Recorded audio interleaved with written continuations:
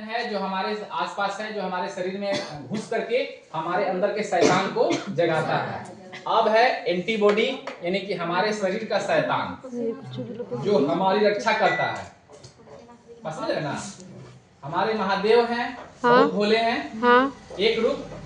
महाभोले को गुस्सा आता है, तीसरा नेत्र खुल जाता है, खोल देते हैं। उन्हीं के अंदर में दोनों चीज है ना। तो ये हो गया तीसरा आंख। मतलब अगर कोई विपत्ति आएगी, किसी भी तरह का कोई गलत काम होगा तो ये जग जाएगा। एंटीबॉडी, एंटीबॉडी हमारे शरीर में हमारे रोग प्रतिरोधक क्षमता का एक पार्ट है, इम्यून सिस्टम का पार्ट है, जो हमारे शरीर में कोई भी चीजें आती हैं उससे निपटने के लिए तैयार रहता है। लेकिन ये एंटीबॉडी बनता तभी है जब हमारे शरीर में एंटीजन आता है। ये समझना होगा।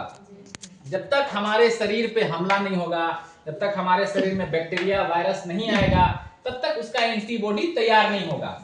अलग अलग लोगों से लड़ने के लिए अलग अलग कला सीखनी होती है कि नहीं जी। कोई बगल वाली है, वो खाली चाय चाय चाय चाय गाली गलौज करती है, तो उससे लड़ने के लिए खाली गाली गलौज करेंगे।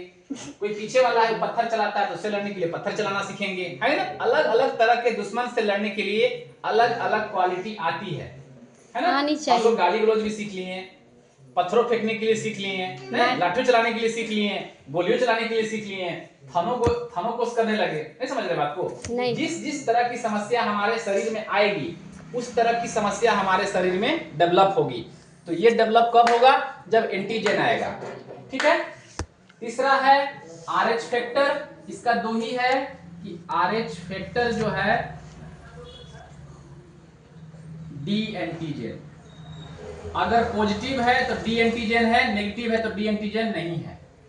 समझ गए बात को? जैसे कि ब्लड ग्रुप ठीक है 4 है, ए बी और O, लेकिन एक प्लस है और एक माइनस है। अगर प्लस है तो उसमें डी एंटीजन है, प्लस नहीं है तो डी एंटीजन नहीं है। ठीक है।